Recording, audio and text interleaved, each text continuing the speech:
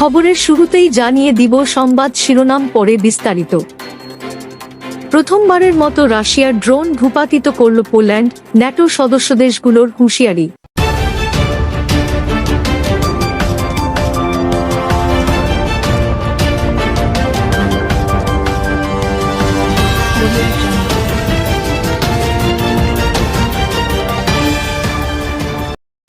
পোল্যান্ডের সেনাবাহিনী জানিয়েছে আজ বুধবার ভোরে তারা রাশিয়ার ড্রোন ভূপাতিত করেছে। ড্রোনগুলো ইউক্রেনের ওপর রাশিয়ার হামলার সময় পোল্যান্ডের আকাশসীমা লঙ্ঘন করে।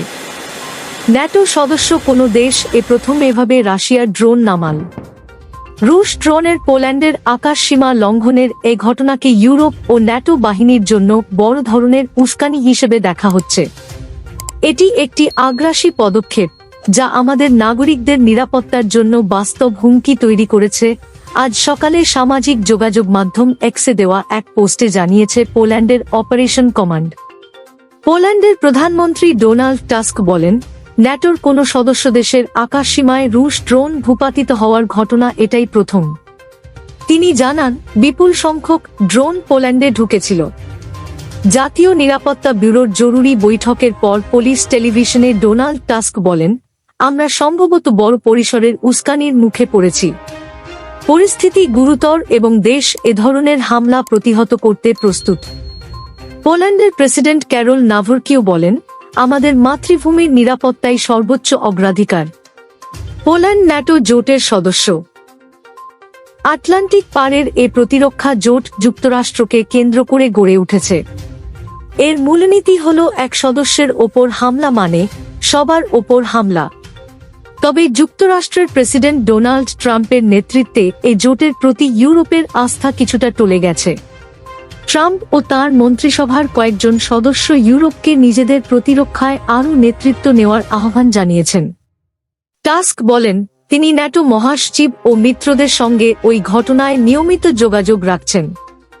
ইউরোপীয় ইউনিয়নের পররাষ্ট্রনীতি বিষয়ক প্রধান কায়া কাল্লাস বলেন, এটি ইউক্রেন যুদ্ধ শুরুর পর থেকে রাশিয়ার ইউরোপীয় আকাশসীমা লঙ্ঘনের সবচেয়ে গুরুতর ঘটনা।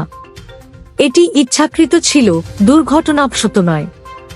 রাশিয়ার যুদ্ধ শেষ হওয়ার পথে নয়, বরং আরও তীব্র হচ্ছে। রাতভর পোল্যান্ডের আকাশ প্রতিরক্ষায় F-35 যুদ্ধবিমান পাঠিয়ে ভূমিকা রাখায় ন্যাটোর সদস্যদেশ নেদারল্যান্ডসকে ধন্যবাদ জানিয়েছে পুলিশ সেনাবাহিনী। ইতিমধ্যে ইউক্রেনের প্রেসিডেন্ট ভলোদিমির জেলেনস্কি জানান, অন্তত 8টি শাহেদ ড্রোন পোল্যান্ডের দিকে লক্ষ্য করে পাঠানো হয়েছিল। তিনি এটিকে ইউরোপের জন্য অত্যন্ত বিপজ্জনক নজির বলে উল্লেখ করেন। একই রাতে তার দেশকে 415টি ড্রোন ও 40টি ক্ষেপণাস্ত্র দিয়ে রাশিয়া আক্রমণ করেছে বলে দাবি করেন তিনি। ন্যাটোর নতুন সদস্য সুইডেনের প্রধানমন্ত্রী উলফ ক্রিস্টারসন বলেছেন, পোল্যান্ডের আকাশে রুশ ড্রোনের উপস্থিতি অগ্রহণযোগ্য। লিথুয়ানিয়ার প্রেসিডেন্ট গিতানাস নাউসেদা বলেন, ইউক্রেনের বিরুদ্ধে রাশিয়ার যুদ্ধ পুরো ইউরোপের নিরাপত্তার জন্য হুমকি। তিনি আরও বলেন, রাশিয়া ইচ্ছাকৃতভাবে তার আগ্রাসন বিস্তার করছে। এতে ইউরোপের জন্য হুমকি আরও বাড়ছে। পোল্যান্ডের আকাশে রুশ ড্রোন অনুপ্রবেশের এ ঘটনা ঘটল এমন একটি সময় যখন প্রেসিডেন্ট ট্রাম্পের মধ্যস্থতায় রাশিয়া ইউক্রেন শান্তি আলোচনার চেষ্টা থেমে গেছে, আর মস্কো আকাশপথে ইউক্রেনে হামলা বাড়াচ্ছে। পরবর্তী ভিডিও পেতে আমাদের ইউটিউব চ্যানেলটি সাবস্ক্রাইব করে সাথে থাকুন।